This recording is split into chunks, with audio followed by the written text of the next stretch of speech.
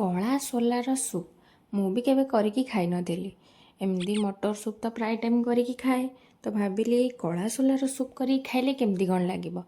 ତ ସେଥିପାଇଁ ବତୁରେଇଥିବା ସୋଲାକୁ ତିନି ଚାରିଟା ସିଟି ଦେଇକି ସେଥିରେ ତାକୁ ଟିକେ ଥଣ୍ଡା କରି ସାରିକି ତାକୁ ଭଲସେ ହାତରେ ଟିକେ ଚକଟି ଦେଇକି ଅଳ୍ପ ଅଳ୍ପ ତା ଦେହରେ ଗୋଟେ ଦୁଇଟା ସିଝା ଆଳୁକୁ କାଟିକି ନେଇଥିଲି, କଟା ଟମାଟୋ, ପିଆଜ, କାକୁଡ଼ି ଆଉ ଅଦା, ଆମ୍ବ କଷିଆ ଅଦା, ଗ୍ରେଟେଡ୍ ଗାଜର ଆଉ ଧଣିଆ ପତ୍ର ଆଉ ଯେଉଁ ସିଝା ପାଣିଟା ଥିଲା ସେ ସିଝା ପାଣିଟା କଳା ଦେଖାଯାଏ।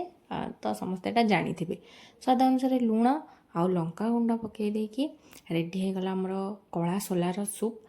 ମଟର ସୁପ୍ ଯେମିତି ହେଲ୍ଦି ଟେଷ୍ଟି ବି ଏଟା ବି ଠିକ୍ ସେମିତି। ନିଶ୍ଚୟ ଥରେ ଟ୍ରାଏ କରନ୍ତୁ। ବିଲକୁଲ ବି ମାନେ ଖରାପ ନୁହଁ, ବହୁତ ଟେଷ୍ଟି ଲାଗିବ। ନିଶ୍ଚୟ ଥରେ ଟ୍ରାଏ କରନ୍ତୁ।